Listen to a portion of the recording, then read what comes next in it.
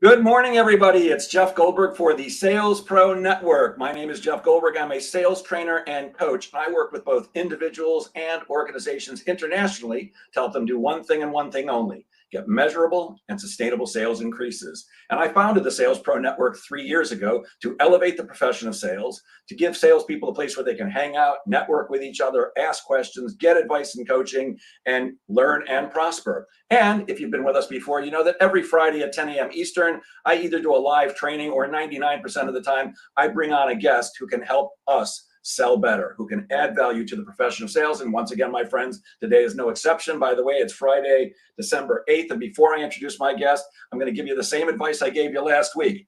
The month is not over. The year is not over. Even though we're about a week and a half away from Christmas, it's Hanukkah right now. I'm not sure when Kwanzaa is, but it's right around it now too. This is not the time to give up. The salesperson who says you can't sell during the holidays needs some help. It's mind trash. It's head trash. Get rid of that. You can still close business this year. You can still make appointments this year. And if not, you should keep on prospecting because you're setting up your January and your Q1. So with that, let me say, if you're watching us live, please say hello in the comments. If you're watching us live on Facebook but have not connected your account to StreamYard, it's just going to say Facebook user. So please include your name. If you're watching us on the replay, please put replay in the comments. And finally, if you have any questions for today's guest during our show, please ask them in the comments and I will pass them on. And with that, I'm really happy to introduce you to the CEO, which stands for Chief Everything Officer at Mindset Strategic Leadership. He is a coach, he's a consultant, he's a trainer, and he is the chief storyteller and author of Master Storytelling. Please welcome Mark Carpenter. Good morning, Mark. Jeff, so great to be with you and your audience today. Thanks for joining us. I'm really excited to have you here. Good morning, Jerry Marlowe. Good morning, Bruce Casserman of BGK Financial. Glad to see you guys as always. So, Mark, before we get going with the 1,000,001 questions I've got for you, because I love stories, I suck them up like a sponge. Tell us your story. What's the 2 or 3 minute version of what brought you to do what you do? Yeah, we kind of all love stories in our own special way. I started my career in corporate marketing, communications, and public relations. And so if you think about that role, it's really telling stories. It's telling the story of your organization to your various publics, internal, external, for sales, for retention, for all those different things. And from there, I transitioned into doing some teaching and facilitation. And that's all about storytelling too. That for me, that was the best way to learn. I looked back at my college career and the teachers who stood out to me as I really learned from them were the ones that could relate concepts into real life things. And so that's what I tried to do when I started teaching. Well, fast forward several years into that, I helped a friend write a book. And at the end of that process, I said to my wife, I feel like I should write a book. I want to write my book now, but I don't know what it should be on. And she looks at me and does the eye roll and says, "Oh, I know." And I'm like, what are you talking about? You know, how can you know if I don't know? And she says, no, you need to write a book about how you take everyday experiences and turn them into stories that teach important principles. And my first thought was, that's not a book. That's just what people do. And she said, no, you do it because you've done it for so long. It's natural for you. But other people don't know how to do that. If you could teach them how to do that, that would be a great book. So, being the person that I am, I didn't trust that at first. So I started asking other people. The more people I asked, the more people said, yeah, I would love that book. I would love some training on that. I would love something to help me to do that more intentionally. And so that was the genesis of Master Storytelling, which I wrote with my good friend, Daryl Harmon, and the workshop that goes along with it. And so now I'm chief storyteller and chief story teacher as well. I love that. I'm surprised that when your wife, when you said, "How do you know what I don't know?" she didn't just say, "Because I'm a woman." Sorry, that's the stand-up comedian. Said something about, "I've lived with you long enough. I see all your blind spots." Yeah, there you go. The stand-up comedian in me couldn't help myself. And as comedians, what we do most of us are just telling stories with a funny thing at the end. I mean, unless you're a one-liner guy like a Jimmy Carr, who's brilliant at it, but mostly it's a story that ends up with a laugh. By the way, good morning, Yoav. Good to see you, my friend. And John Hill, always a pleasure to see you.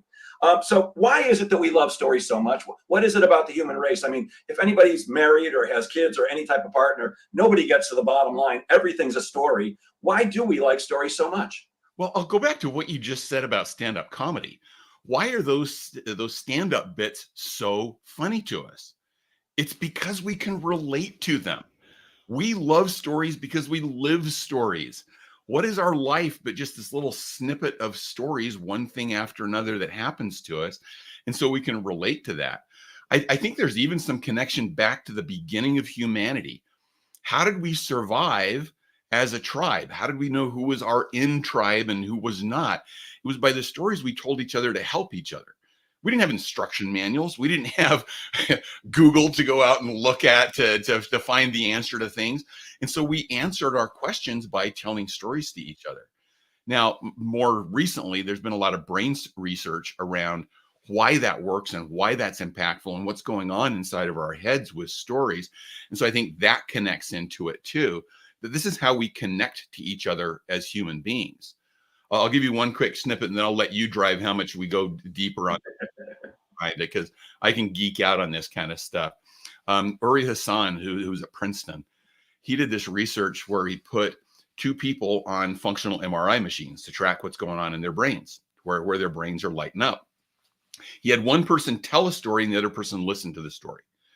And what he found was that as the storyteller would tell the story, certain parts of their brain would light up, and the listener, the same parts of their brains would light up shortly after that. But the more the story went on and the more engaged the listener got into the story, the closer those two things got together. And it got to the point where the listener was tracking almost exactly with the brain waves of the teller. So you think about it. Stories connect us in a way that's chemical and that's brain activity, and it just drives the connection that we have as people. I think that's why we love stories so much in all of their different forms. Yeah, and I love the word you just used, connect, because in sales, that's what we're trying to do. We're trying to connect with the prospect and have them have that brain thinking the same way so that they come to the conclusion, which hopefully is to do business with us. And you said something else that was perfect. In comedy, we often say it's funny because it's true. Yeah. Yeah, right on. And that's why we focus on, there's a lot of people that focus on, well, create this tale, create this fictional tale out there. We focus more on taking your real life experiences and turning them into stories that can teach, lead, sell, and inspire, because those are the ones that people are going to connect to most. There's great business books with fables, and I'm not discounting those at all. I think there's some great work that's out there. But when we're talking one-on-one to people, the thing that connects us most are the experiences that we have in common. That's where our brains are going to start hooking together, and that we can really make things happen as we're dealing with people. Yeah, and that's how we relate to each other. Yeah. I'm sometimes asked after a set, was any of that true? It's 95% true. I mean, 95. I mean, I usually close with a story about me running into Dave Chappelle on the street and not recognizing him, even though I supposedly opened for him and worked with him before, which I never did. And, that one's not true, but 95% of what I'm talking about on stage, it's just a story with a funny thing. And it came from truth. In fact, I was once talking to a producer, and I said something to him that my ex-wife had said to me when we were naming our son, and I told him the story of it, and it was 100% true. I was just relating what she had actually said. He goes, "That's funny. That's a bit," and it kills every single time. It's really just something my ex-wife said to me. I'll tell it to you. So when we were naming our son, I said, "Why don't we name him Zachary?" And my wife looked at me without missing a beat and said, "What's the difference what we call this kid? You and I both know the only first name that goes with Goldberg is Doctor." 100% true. And in the moment, I was like, "Are you kidding me?" But it's funny because it's true. Mark, some people say that storytelling doesn't come naturally for them, that they're just not good at it. Is storytelling something that people are either good at or not good at? Is it a skill they either have or don't have? Well, I'll put that back to you with just a couple of things that we're talking about here. How about sales? Is sales something that people just have or they don't have? Or can they develop that as a skill? Yeah. So I always say this, that there are certain characteristics and traits which make you more likely to be successful in sales. But just because you have them, it doesn't mean you're going to. And just because you don't, doesn't mean that you're not. I can train anybody to sell as long as they have half a brain. You don't need to be a genius in sales, but you do have to have half a brain. But I can train anybody to sell. I can't train everybody to be a superstar, but yes, I can train anybody to sell. And I think it's the same thing with storytelling. There are certain traits that make people more natural at telling stories, but anybody can be taught this skill. Anybody can learn this just as anybody can learn sales. And so I'll go back to stand-up comedy now. How do you get better at stand-up comedy? Practice, practice, practice. Bingo. And it's the same thing with sales. It's learn how to do it, but then you have to do it and get feedback. And sometimes the best feedback is from your audience. You do a bit, if they laugh at it, you go, that sold, that got there. If they didn't, you go, I got to rework that. And it's not, oh, I'm terrible at this. It's, I've got to do something different. I got to try something a little bit different with that. Storytelling is the exact same way. Learn the structure, learn the components of a good story, but then you are not going to get better at it unless you do it. So when you have that mindset of this is not natural for me, I'm not a natural storyteller, I can't do it, you've just restricted yourself and you've kept yourself from a skill and a tool that could be very useful for you. And so it's a matter of learning it, learn how to do it, learn the structure, practice it, get the feedback, and keep working on it. And then you can get better at storytelling. Yeah, there are some people who are more natural at it than others. I think that the people that we look at as natural storytellers, there was something in their life where they learned that and they kept practicing and they kept developing it. It's not like they just woke up one morning and boom, they were just great at storytelling. It's not like they came out of the womb at birth and started telling stories. There was something that developed that skill. And so all of us can develop that skill if we take the time to work at it. Yeah, I think the work is what makes it count. It's hugely important. Like I was showering before and thinking about this interview, and I suddenly said, it's Friday night. I'm going to relax, and I'm just going to watch TV with the dog because I've been out the last 3 nights. And then I said, you know what? I've got an important gig Sunday night. I think I'm going to go to an open mic tonight. Why do I go to an open mic? To really talk to a bunch of other comedians who are mostly sitting there like this, waiting for their chance to go up and trying not to laugh at your stuff, because I will get some feedback. And sometimes in comedy, at least, and I believe in sales too. I believe in sales, one word can make the difference between closing a deal and not. And in comedy, sometimes it's reversing a word or putting a sentence before another one or the expression on your face. And that takes practice, and you need that feedback. And one of the things I love most about stand-up, other than being able to give people the gift of laughter, is that you do get immediate response. Immediate. In sales, it could take weeks and months to find out if you're going to be successful. But in comedy, immediately whether something went over or not. And when it doesn't, by the way, time stretches out forever. So, let me just add to that, if I can, Jeff, that the same is true in storytelling. As you're talking to someone and you're telling the story, you may not get the feedback in form of laugh. We're not really trying to entertain people in the storytelling that I'm talking about, but you can look in their eyes and get great feedback. And that's the best feedback you can get. Is it resonating with them? Are they sitting there going, oh yeah, I had that kind of thing happen to me? And that's the greatest feedback you can have. But there was something else you said I think is really important. Listen to good storytellers. Just like you go to a comedy club and listen to other comedians, you get great feedback by hearing some things from them, watching things that do or don't land. And the same is true with storytelling. One of the best places you can start learning about this, then go listen to some TED Talks. Some of the great TED Talks include a story. There's always data to back it up, but it's the story that usually resonates with people and helps them remember that. And so get that feedback that way. Start developing that skill, that muscle memory, by listening to other great storytellers too. Yes. I always say stories make things sticky. When I'm training people how to cold call, I tell like a 15-minute story about the time I met my ex-boss. And I'm not going to waste time with this, but in that story, I mentioned the movie The Wizard of Oz. I would bet you that I trained people 15 years ago, and if you met him in an airport, you say, Jeff told a story about meeting his ex-boss. What was that? What was the movie you mentioned? They'll probably all go, oh, it's The Wizard of Oz, right? Because stories make things sticky. And J.R. Polino, good to have you with us. He says, 80% of all human communication is stories. Absolutely, positively. So many people, before I go on, what does storytelling have to do with sales? I mean, I teach about storytelling, but what do you think storytelling has to do with selling? Well, why do people buy? People buy from those that they know, trust, and like. And storytelling is a great way to make that connection. We talked about human connection, And JR, I love your comment about 80% of all communication is stories, because that is how we connect with other people. And so it's making that connection. And if people buy from those that they know, trust, and like, this is a way to help them know, trust, and like you in a better way. I talked about the connections that it makes within our brains. Well, yeah, if we want to connect with people, this is a great way to do it. The other thing is, people will typically buy on emotion and they'll justify on logic.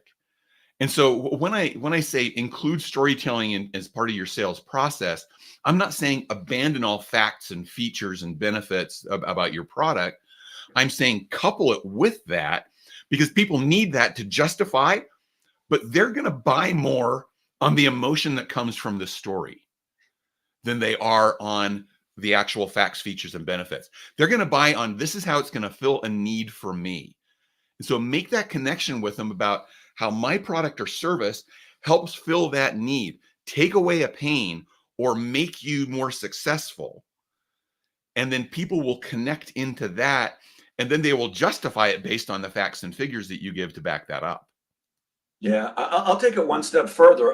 When I'm doing selling skills training, I talk about brain science, and I know you talked about it before. And the way the brain, obviously you've studied it. I don't know if you've studied it in relation to sales, but the way the brain works, and by the way, this is not good or bad, and it's not right or wrong. It's just the way the brain works. When we're making a buying decision, we typically think negatively first. The brain goes to the negative in order to protect itself from making a bad decision. What if I hire Mark or Jeff and pay them a bunch of money to talk to my team and sales don't go up? What if Jeff sexually harasses one of my people and we get sued? I mean, that's not going to happen. I guarantee it anymore. Just kidding. There's your stand-up bit coming in. There you go.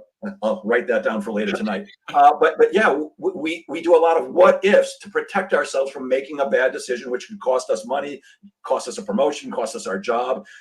And in order to help people get past that natural defense mechanism, I believe you have to tell a story, which I call a verbal truth story, which is a story about somebody else like you, Mr. or Ms. Prospect, who by doing business with me lived happily ever after, because that helps them switch from what if this doesn't work out to, oh, it worked out for somebody else like me. Maybe it'll work out for me too. Is that what we're talking about here, Mark? Yeah, absolutely. And I'm going to go a little more brain science on us here.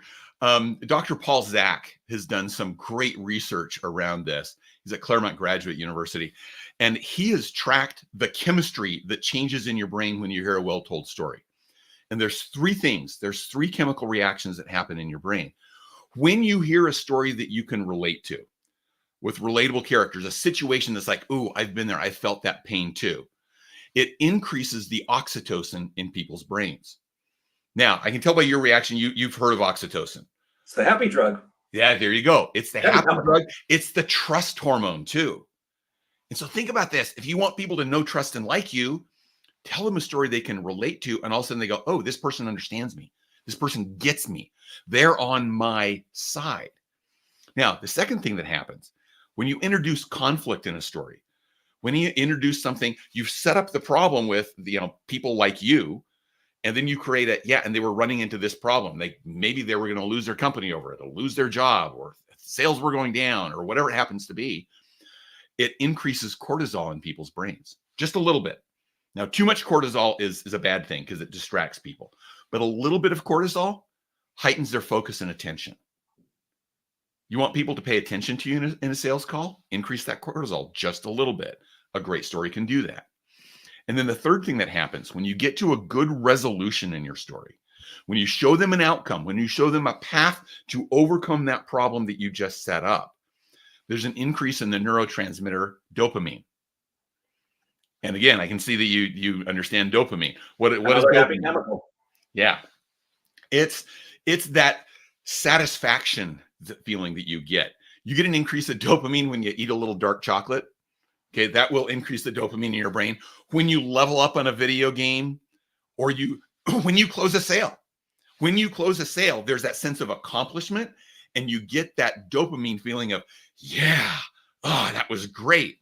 Wouldn't you love to have your prospects feel that as you're talking to them about your product?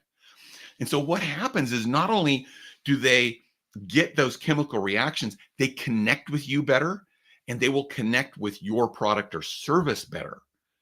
And so if you want to stand out, think about the kind of brain chemistry that's going on in the person that you're talking to that will make you connect. And again, that goes back to the people buy from those they know, trust, and like. Yeah, I love what you said about that when you close a sale, it feels good. And in my coaching practice, I do 50% skills and techniques and tools and ideas on how you can close, and 50% is really mind work, because the brain's what's really controlling the whole deal. And this is really straight out of Tony Robbins, because I'm a big fan of him. He talks about anchoring. Anchoring a good feeling. And my suggestion to everybody is when you close a deal, you need to have some kind of a ritual that anchors it for you. For those who are watching, on video, Tony Robbins does that double pump on his chest. That's how he anchors things. I do it. You can't really, but I pull my arm back and I go, yes. Now I make sure that the Zoom call is ended, or I've left somebody's office, or I've hung up the phone. But what that does is it anchors that good feeling. And the cool thing about that is, if you've done that enough and you've really anchored the feeling, when you're feeling a little down, if I just go, yes, it brings back that happy feeling, because it works in reverse. It's so important. Love that tip. I have a question for you that I'm often asked. A brand new salesperson, somebody who's just starting out in sales, or somebody who's been in sales a while but switches to a new industry or a new company, they don't have success stories to tell. So how does a new salesperson or somebody in a new industry, where can they find good stories to tell? Yeah, these stories don't all have to be your own. You can borrow those from others, and I'm sure you do that in your stand-up comedy. That there are things that at times you're going to tell somebody else's story to make a certain point that you want to make. And so listen, ask, start talking to some of your current customers and say, what is it that really brought you in? What's going on with you right now that keeps you with us? Listen to some of those things. You'll hear the stories in there. And then just start paying attention as time goes on to what are some of those themes you hear, or what are some of those great examples that you hear from the people that you talk to, and write them down. Take note of them. We sometimes have this delusion that, ooh, that's so good, I'm going to remember it. No, write it down. Take a note of it. I'll give you an example. Just this morning, I got up, and we have this ceiling fan in our bedroom that I replaced in there about 2 years ago. Well, from the moment we put it in, the light's been kind of dim. And it's an LED light. So it's like, why is this light so dim? And there was nothing in the instructions that told us how to get it up. I did some online searching, couldn't find anything. Well, about a week ago, my wife accidentally put her hand on the remote that goes to that light. And all of a sudden, the light started getting brighter. And there was this one little button that if you held it down, it made the light go brighter. And I had this thought this morning. I said, there's a lesson there. There's something in that. I don't know what it is yet, but there's some lesson there that I'm going to teach with that story at some point. And so right before we got on this call, I put that into my little notes. I have a folder in my notes on my iPhone that's just called Stories for Someday. And so I wrote down the experience just so I could remember it and come back to it at some certain point to say, there's the lesson that I need to pull from that. So take note of those things that happen. One of the tips that I always give people is look for times that you have an emotional reaction to something. If you have an emotional reaction to something, there's probably some lesson embedded in that that's going to help somebody else. And so listen to yourself, listen to your own emotional reactions to things, and you will likely find a bunch of stories embedded in your everyday experiences, because the extraordinary comes out of those ordinary moments in our lives. Yeah. Just for anybody who's actually paying attention, by the way, when Jeff Goldberg tells a story, somebody else's story in comedy, he always gives them credit. I am not stealing anybody's. Comedians get really pissed off about that, Mark. Really pissed off. Yeah, and the same is true in telling those stories in business. Don't try to make a story your own story if it's somebody else's, because inevitably this may not happen as much in comedy, but it happens in business storytelling. Somebody may start asking you more details of the situation. Well, if you take somebody else's experience and present it as your own, you won't have the answers to those questions. But if you've presented it as, my friend Jeff had this experience, then if somebody asks you a detailed question you don't know, you just say, oh, I don't know. You know what? I'm going to have to get back with Jeff and ask him that. Yeah, And then I that's think there's okay. more. I think there's more to it, Mark. I believe that usually people can tell when they're being lied to. And you said it at the beginning of this particular conversation. I think that it's perfectly fine to use somebody else's story in your company as long as you don't say I, you simply say we. Instead of I helped this company do this, we helped it. The story from your company is your story too, as long as you don't claim it as your own. So I think that works beautifully. Right on. What is it that you consider to be the hero of a story? Yeah, and I disagree with some people on this, because a lot of people, when they tell their own story, it feels like, well, I'm the hero of this story because it's my story. Well, that's not very relatable to people. And a lot of people will turn it around and say, well, make the customer the hero of the story. But I actually think the hero of the story is the lesson we learn within that story. It's what we're trying to take away from that. It's the lesson learned either from the success or from the stumble. Because some of those stumble stories are the best stories to tell, because we can present it as, I don't want you to have to experience the pain that I experienced, or I don't want to have you experience the pain that this client experienced by not taking this step. And so the lesson learned in the story is really the hero of the story in my world, and then the way that I think about storytelling. Yeah, I will point out though that so many salespeople focus on themselves. Here, I want this. Here's what I can do for you. And really, in terms of, we'll call it the hero, it's really got to be all about the customer. It's all about the prospect. Look, I have as big an ego as just about anyone, and I love to be the center of attention because I don't get enough attention during the week. Now I got to do it on the weekends too in front of other audiences. But when I'm selling, it's not about me at all. It's about you, the prospect, and how can I help you choose to become my customer if that's the right thing to do. Very early in my career, it was me, and I got some great training and realized I don't matter at all. The customer does not care about you, does not care. They only care about one thing. And I don't know how old you are or how much in sales you are, but there's an old sales acronym, WIIFM. We call it the WIFM, which stands for what's in it for me. And that's what the prospect is listening for. Yeah. How long I've been in sales and how good I am at this or that, they don't care. Now, it's useful to share stories about yourself so that you create rapport because people can relate. But when it comes to selling, it's got to be all about them. Let me give you a quick illustration of that, if I can, Jeff. Sure. And this ties into a different form of selling. I remember I was interviewing candidates for a job when I was managing a public relations department for a software company. This guy came in, he had a great resume. He sat down. The first thing he says to me is, hey, just so you know, I have never left a job interview without getting an offer. And in that moment, I went, today's going to be a first for you, buddy. Exactly what I thought. Because it was all about him. It wasn't about what can you do for me in this position. It's about, look how wonderful I am. And that moment has stuck with me in terms of how we present to other people. If it's all about you and who you are, the other person doesn't care. I'll tie it back to that brain chemistry. I don't get any of that connective brain chemistry when you come at me with, well, I'm one of these great salespeople and you're going to buy from me just because I'm so wonderful. No, you've just turned me off. And so you're right. It's not about you. It's about them, and it's about their need. And this is why I focus on the lesson learned. It's not just about them as a person. It's about the pain you're trying to solve for them. And that's where the lesson learned comes in. Yep. So are there other common mistakes that you find we make when we're trying to sell?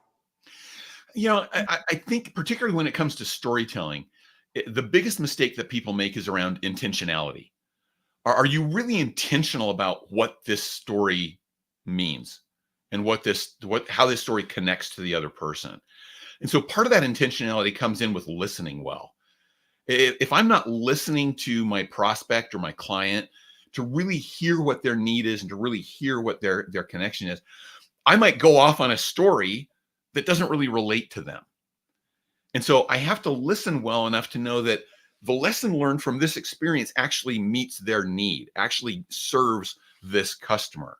And it goes back to what we were just talking about focusing more on them than focusing on you. But the other part of that intentionality is the mistake that people make of, well, I'm going to tell a story here just to connect me with this person, just to be fun, just to show them I'm a fun person. Well, okay, maybe, but if it doesn't have a real intentionality at the end, the prospects or customer is going to listen to you and go, yeah, so what? Well, why did you tell me that?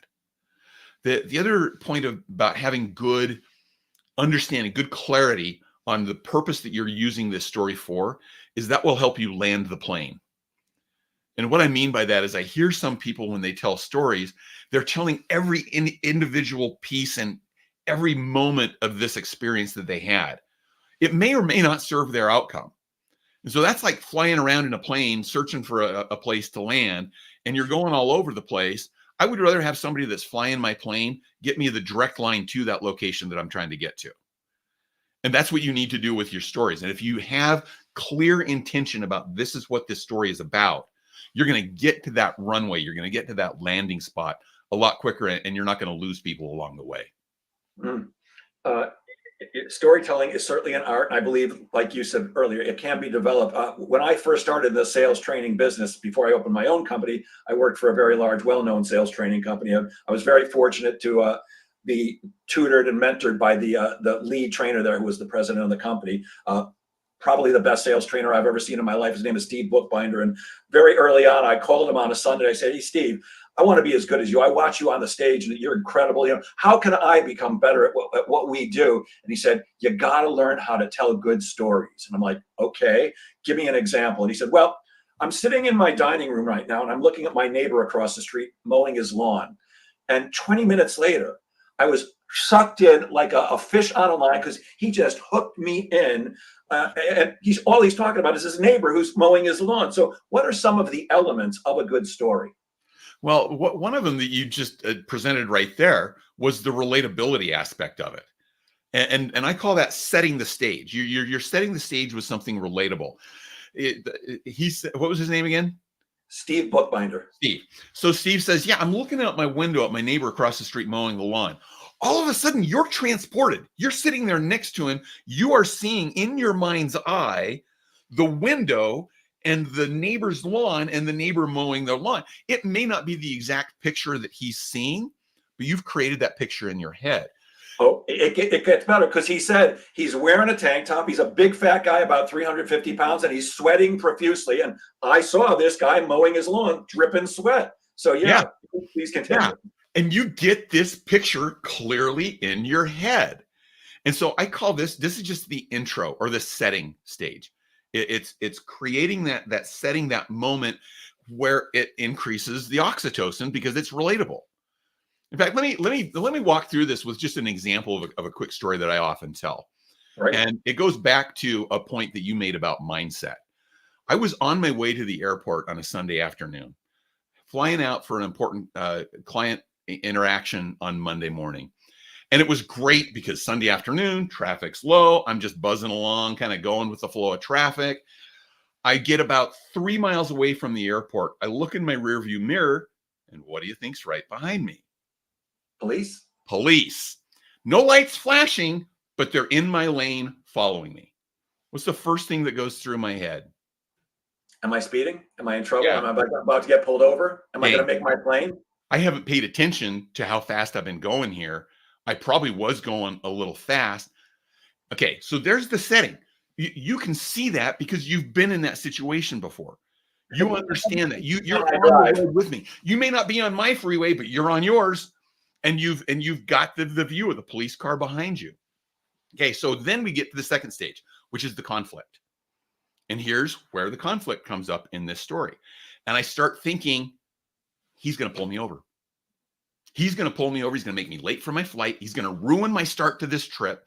This is just going to set the stage of the wrong thing. And these things are going on in my head about what's going to happen. And I decide, okay, I'm going to test my theory. And so I pulled over to the right, pulled over a lane. Police car pulls over behind me. See, he's going to pull me over. He's going to ruin my day. I wasn't going faster than other people. Why is he pulling? Why is he picking on me? He's calling me out in this. Now I had to go one more lane over to get on the exit only lane for the airport. And so I pulled over in that lane. Sure enough, police car pulls over behind me. So now you're feeling a little of the conflict here. You're going, dang it, I've been in that situation. It's so irritating when they pull you over and they stop you on an important trip. So there's phase two. So I get off the freeway And in Salt Lake City, where I live, if you get off the freeway, there's a split. One part goes to the airport, the other part goes onto another freeway. And as I get off that and I'm going through in my head all the things that I'm going to tell this police officer about why he shouldn't give me a ticket, I go off to the airport. He goes off onto that other freeway. He wasn't following me at all. And so who had I influenced by all those negative thoughts going on in my head? Only me. Only me. I only drug myself down with all these assumptions that I was making. And so there's the third phase of the story, which is the change. What do we learn from that? What happened that created a learning experience? And so the point that I always make with that is how we think about the situation impacts our ability to deal with it better. I mean, maybe he would have pulled me over and said, hey, I just want to let you know your brake light's out. But I would have been in defensive mode with him already because of the mindset that I had set for myself in that. So there's the three phases. It's the intro or the setting, the conflict, and the change. And if we can get to those key points. Now, there was all sorts of things that I could have told you about the weather that day, about other cars that are on the road, but those weren't relevant to the point that I was trying to make. And so I left those out. So having that clear three-part structure in your head really helps you to organize your story with the service of that intention you're getting to in that change section. And talk about a relatable story. I admit I have a lead foot, and I can't tell you how many times I've had a police officer behind me going, oh boy, here it comes. What am I going to tell him now? What's your company mindset strategic leadership all about? What is that about? You know, when I came up with that name, I was going into business about 10 years ago, and I was sitting down with a friend of mine. We were having a conversation over lunch, and I hadn't really set the business name yet, but I talked about what I wanted to do. And I said, I want to get people really leading with greater humanity. I want people to start connecting with each other. And he said to me, well, it just sounds like you're trying to change the mindset of people. And I went, oh, that's it. There's the company name. And so I had to find something that wasn't taken that included the word mindset. And so mindset strategic leadership is what we came up with. But really, my goal kind of in life is to bring greater humanity into the work that we do, to treat each other more like people and to connect with each other as people. Storytelling is a big part of that. Listening is another big part of that. Resolving conflict is another big part of that. So these are all things that I speak on and that I teach on to really help people to connect more, because I actually think that's in service of a goal. That's in a service that's in good for everybody. A lot of times we think, well, people think that's too fluffy. That's too light and soft. If I lead with humanity, I'm not going to get the results I want. I don't think those two things are mutually exclusive. I think you actually get better results when you connect with people on a human level. And so that's the goal of mindset strategic leadership, is connecting people with people in service of important goals for both sides. It's great stuff. And I know part of what you do there is you help people identify their purpose. Why is it so important that we know what our purpose is? Yeah, and purpose kind of goes back to the intentionality in that story. If I'm not starting with purpose, I'm probably wandering around a little bit, and I'm not going to get to any good goal. Or if I do, I get there accidentally. So purpose gives us the compass. It gives us the direction that we're going to go to get there. And I'll go back to storytelling as an example, and that concept of land the plane. If I don't know where I'm going, if I don't know what that purpose is that I'm trying to serve, then I might go a lot of different directions and go, ooh, that's not getting me where I want. I'm at a place where I don't belong. And I'll zigzag or wander around trying to find that purpose that I get to. So we can start with the foundation of this is what I'm trying to accomplish. Everything else kind of fits in neatly. And it also lets you exclude things from your life. It also lets you exclude things from how you talk to people and sell to them. If it's not in service of the purpose that you're trying to get to, leave it out. Get it out of there. I think sometimes in sales conversations, and I'm guilty of this as well, I get so caught up in, here's all the things that I can give you. Here's all the stuff that's there. But am I serving their purpose? Am I really getting to that main purpose that I want for them? And that'll help me trim out some of those things to get to the purpose that I'm trying to accomplish. And so that's why I believe purpose is really important.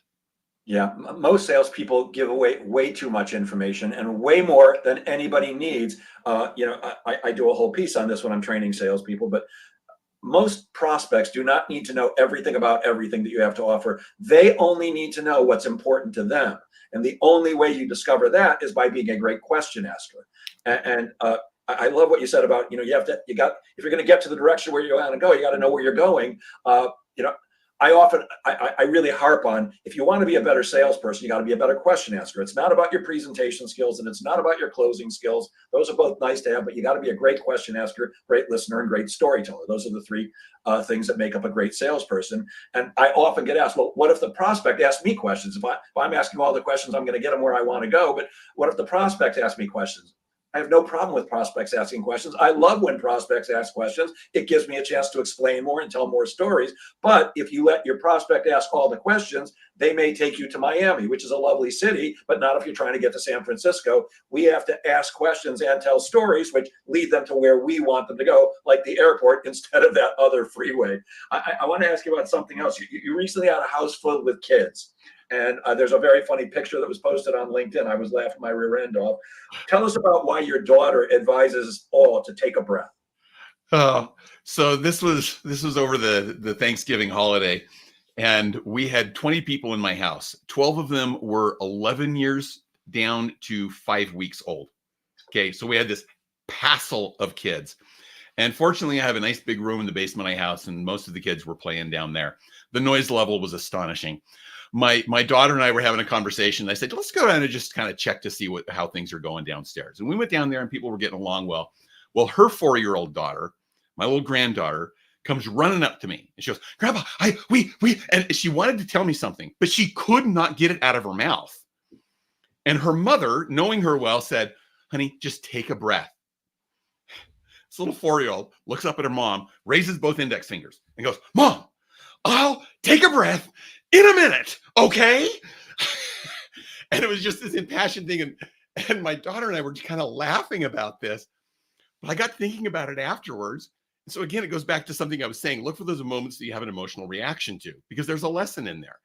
I went, how many times do we do that in business? We get so caught up in something and we get in such a hurry and we're starting to rush things through and things aren't going well that we need to take a breath. And this little 4-year-old didn't realize that her mom was actually trying to help her to take that pause in the moment and really think about, what am I trying to say here? I think the advice applies for us in business. How many times do we push, and it would actually be more helpful, more productive for us if we just paused for a minute to take a breath and just breathe for a second. And I'm not talking you have to go into some deep meditative state, but I love the example you gave earlier about maybe giving your anchor point to bring in a little dopamine and bring in a little clarity for you. And then you're going to be more effective in what you're going to do. So when you get those moments where you feel like you're having a hard time with clarity, take my daughter's advice. Take a breath. Just breathe. Yeah, that's advice I give to salespeople all the time. Maybe not in those exact words, but I'm often asked, Jeff, how can I move the sale along quicker? How can I push people? How can I make things happen quicker? And the advice is you can't. You can't make things happen quicker. Things happen in their own time, and your prospect is going to make a decision when they're ready, not when you're ready. And I quite often see salespeople just pushing, trying to rush the prospect, and you can't. And my belief is when you push against something, it pushes back. So the only thing that I find that allows salespeople to relax is they've got to have a steady stream of prospects, which means they've got to be prospecting consistently. It's the number one challenge I see with every coaching client, every company that I walk into to do training. Their salespeople are simply not seeing enough prospects. And when you do, it relaxes you because no one deal is going to kill you one way or the other. And you've always got things that are closing. If you're consistently prospecting, stuff is coming out the other end of the pipeline on a consistent basis. And that, and only that, is what allows you to relax and have a real conversation with prospects and tell good stories and listen to theirs, and then help them come to the conclusion that's right for them. You also talk about storytelling helping people navigate their career path. How do stories help people navigate their career?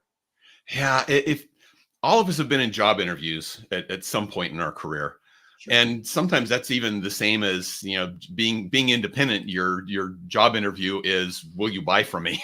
It's kind of the job interview. So often you think about, what's the way that this other person wants me to answer their question? So somebody will ask a question, and this even goes into sales. You were talking about asking good questions. Well, what if the prospect asks you questions? Well, a lot of times it's getting clear on what those questions are really about. Why are you asking that? And so in a job interview situation, somebody may ask a question about, like, well, how do you feel about teamwork? And of course, the right answer is, I love teamwork. Teamwork's really important to me. But what if you can answer that question by saying, well, let me tell you an experience that I had that will demonstrate my philosophy on teamwork, and share a time where you demonstrated really good teamwork. They're going to remember that story better than just, oh, they checked the box. They said, yes, they agree that teamwork's important. They're going to remember you. They're going to remember your story. I was also talking with a young sales professional last year, and we were talking about this concept of storytelling. I'd been doing some coaching with him, and he said, I have been using this in my monthly meetings with my sales manager. And I said, how so? He said, I used to come in and say, here's my numbers. Here's what I think I can do in the next month. And if the numbers were great, he'd say, fine, you're doing a good job. Keep it up. If the numbers weren't as good, he'd start pushing on me and trying to motivate me. I was like, that's not really what I need. He said, what I've started to do is, when the numbers are good, I'll say, let me tell you why this was successful this month. And I'll tell him a story about something that happened that made it successful.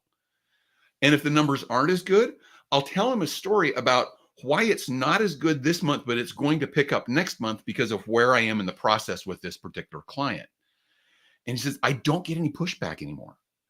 He just says, okay, good. That really helps me understand what's going on. And so even to clarify what you're doing in your role will help you. That helps you navigate promotions too. Think about your annual review process. What did you do to succeed this year? Well, here's all my numbers. Here's the things. Well, guess what? Your manager already has that. But if you can tell a story about how you made an impact for a customer, or how you made an impact for an internal customer even, or a coworker, that puts you in their head as someone that has potential for additional growth and additional leadership opportunities. So don't just share information or answer questions in those situations. Tell the story that shows why you are the right person for the next level in your career or for that next job. It's great. For salespeople, though, I'd like to add on one piece of advice. Get to the point. As somebody who spent 14 years of my 48-year career in sales management, and today still I manage people on an outsourced basis. I call it, tell me a story without hair. I don't want to hear 8 million things. Tell me the story, but get to the point, because I don't have the time to listen to it. Tell me what I need to know, and then move on. Because so many times people lose you because they've got too many details that are unimportant. And that goes back to that intentionality and that concept of land the plane. When we talk about storytelling, we're not talking about epic tales that take 30 minutes to an hour. We're talking about something that's 2 to 3 minutes long. And you can capture somebody's attention and keep their attention for that length of time. And so kind of monitor yourself. This is where, again, practicing this skill, working on it makes a difference. Kind of on this same topic of jobs. When my daughter was in college, she was interviewing for an internship, and she knew that there were 12 positions available and there were like 30 people applying. And there were 30 people going through this group interview process. And so she asked me for help in practicing answering the questions. And so she gave me what she expected the questions would be, and she was answering them okay. And I just told her, I said, okay, instead of answering it with, yeah, I believe this and this and this, just tell a quick story. Can you give me an example of, and it was for education. I said, can you give me an example of discipline in the classroom and where you showed your philosophy around discipline in the classroom? She goes, oh yeah, there was this time. And she told me the story, and it took 90 seconds. I said, tell that story. Tell that story in the interview. Well, she was on her way home. She was the second to last person to be interviewed. And she was driving home, and she got a call and said, from the person that was coordinating, and said, everybody wants you. Everybody wants you in their internship position. And so I had to fight for you, but I got you. And it was that shift that made her so memorable for people. And so just practice that art, and do the same thing my daughter did with me. Get somebody to practice it with you, to listen to it, to refine it a little bit. And that's going to make you more successful in telling the story without hair, or landing the plane, is the way I put it. Yeah, and you've got to keep the listener involved. If you're giving too many long, boring details with no, in comedy we say punchline, they're going to lose it. One of my favorite Netflix specials is Ricky Gervais's Humanity. I don't know if you've seen it. It's maybe the best 60 minutes of comedy I've ever seen. And in 60 minutes, I think, I've never counted it, but he maybe tells 5 stories for 60 minutes. But inside each story, there's a laugh every few seconds, and you just can't stop it. You're sucked into the story, and sometimes you can forget where the story's going. Yeah.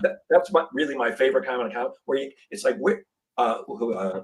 Bill Cosby used to be great at that. Before he became insane, he one of his greatest bits is about Noah's Ark. Yeah. And you've heard it. He starts out, and 20 minutes later, you get to the end of the story, and half the time you're going, where is he going with this? But it's all hysterical because he keeps you engaged and involved. And as storytellers, we got to remember there's somebody listening to this story, and if you lose them, they're gone. Yeah, and so relating it back, kind of shifting it from comedy to the business storytelling, we're not looking for the laughs every few minutes. No. But you notice, even when I was telling you the story about driving to the airport, I paused a couple times to say, what do you think was behind me? Have you been in that situation? How am I feeling in that moment? Pausing to ask even a little rhetorical question there is one of the ways to keep those people engaged. Because if you ask people questions about a story that you're telling, their brain wants to answer it. It's just this human thing that when you ask somebody a question, their brain almost is required to answer it. That's going to keep them in your story with you by just asking a couple of those simple types of questions along the way. Yeah, and I think another earmark of a great story is the listeners going, okay, what happened next? I can't wait to hear what happened. Like, I'm listening to your story about the police. First of all, my heart was pounding. I'm like, oh boy, I've been there a million times. It's like, what happened next? And what then? And how did it end up? We're all waiting for that, that big climax. Yeah. God, I see we're running out of time, and I've got a million more questions. How about this one? Because I really like this. A while back, you decided that you were going to add some paving stones in your garden, and that ended up actually teaching you a lesson. I loved reading it. Can you tell everybody what happened and what did you learn? So here's another one where there was an emotional reaction, and it wasn't a funny emotional reaction like with my granddaughter. So I had these pavers. They're like the 12-inch by 18-inch pavers that I decided to put in the middle of the garden to make it walk down easier to harvest, easier to weed, and things like that. Well, I picked them up at Home Depot, had them in the back of my car, and I'm picking one of them up, and it slips, and it falls to the next one, and it pinches this fatty part of my middle finger between the 2 pavers. Oh, and in that moment, this is such a sensitive part. That's where you touch and feel things, and it pinches that thing completely in there. And that moment of pain. When I was telling my wife this story, the first question she asked me was, did you swear? And I managed to hold that back in that moment. But it was just this huge moment of pain that hit me right there. And I thought, okay, maybe I should stop and go in and take care of this. And I thought, why? That's just going to get in the way of me getting this done. And so I left my gloves on. I didn't even look at it. And I just shook it off for a second and then went back to what I was doing. And then I did end up with a huge blood blister on the end of that finger, if you've been there. But then I started thinking about it in terms of what is the lesson out of that moment when I had that pain reaction in that. And sometimes we do that in business or in sales particularly. We have one little objection that comes up, and it's painful, it hurts, or a rejection, and it feels painful in that moment. But if I stop and dwell on that, I'm never going to get things done. I'm never going to get to the end of what I was trying to accomplish. Yeah, acknowledge the pain, shake it off for a little bit, take a pause to go, that hurt. What could I do differently next time? Next time I'm going to be more careful picking up those pavers. But then you just got to get up and go on. And don't let those things become such a distraction that you never get to the positive results that you're trying to get to in the first place. Yeah. I mean, you're masterful at this because as you were describing, I'm like, I felt the pain in my finger. I'm like, oh, I hate that. I've had it happen. And you know, there was something else that you posted that I can relate to. In a fairly recent post on LinkedIn, you took issue with that lovely voice on our iPhone, Siri. Why do you find Siri to be an annoying pest? Well, I don't always find Siri to be an annoying pest. Sometimes I find Siri really helpful. And this was the point of this story. I was wrapping up a call with somebody, and I think their name was Sherry. And at the end, I said, "Thanks a lot, Sherry."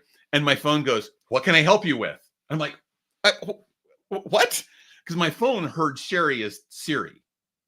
Okay. And so Siri pops on, and I'm like, "No, I don't want you right now." And I was a little annoyed by that. And there's been a couple other times that that's happened where the phone's listening to me and here's what they think is Siri, and so starts asking me, what do I want? What do I want? And at those points, they're an annoying pest. There's other times when I pick up my phone intentionally and says, "Hey Siri, what is?" And I ask the question that I want to ask. I started thinking about, do we do that as leaders sometimes? To do that, you'll need to turn off airplane mode. Now, did you just hear my phone? My phone just went off because I said Siri, even though I've got it in airplane mode. So we sometimes are like that as leaders. We show up and start offering advice to people when they didn't ask for it, and maybe they didn't need it. And so are we as leaders an annoying pest, or are we a helpful guest? Mm. And so it really made the point to me to check with people before I start offering a bunch of unsolicited advice. It goes back to what you were saying earlier. Maybe I need to ask some more questions first and see what kind of help that they need. So I'm actually giving the help that they need when they need it and not being an annoying pest. I hear you. By the way, the same thing happens with Alexa. I was watching a comedy special the other night, and the comedian said, Alexa, and my Alexa went, "What can I do for you?" I'm like, "Shut up. I'm trying to listen to the comedy special." The other thing, sometimes I mean, I love Siri and I love how, what amazing things, what amazing technology it is. But sometimes it's just, could you just shut up and do what I asked you to do? Like, hey, Siri, play Pink Floyd's Comfortably Numb. Now playing Pink Floyd's Comfortably Numb on Apple Music. Just play the song. Don't give me an answer, Siri. Stop talking back to me. Oh man. And actually that makes a good point around storytelling too. As a leader, if somebody comes to you and says, "Hey, I need help with this. Can you help me answer this question?" That's probably not the time to go into a long story to answer the question. Just answer the question. Okay. So again, you got to be intentional and conscious about what the right time is for any skill that you're going to use. Exactly right. Well, I'd love to ask you 55 more questions, but we're actually out of time. So before we go, I'm going to share my screen. Mark, would you tell people how can they reach out to you and how can they get in touch with you if they'd like to get your book or find out about working with you in any way? Thank you. The best place to start is probably our website, master-storytelling.com. And you have to get the hyphen in there, that little dash between master and storytelling. Or look for me on LinkedIn. I love to connect with people on LinkedIn. I am geeky enough about this stuff that you're not an annoyance to me if you ask questions. I actually want to engage with you and have some conversations with you. I also have a YouTube channel that's Master Storytelling. The book's available on Amazon in all of its formats. If you're an audiobook person, you have to be willing to listen to the sound of my voice for 2 hours and 53 minutes. And you'd notice I know exactly how long that is. So come connect with me. I would love to support you in any way you can. And again, my goal is to help us to connect better at people in accomplishing our goals, because I think that's the best way that we do it. So I welcome all the connections from your guests that are here and really appreciate your listening in. And Jeff, just the honor of having me on your show.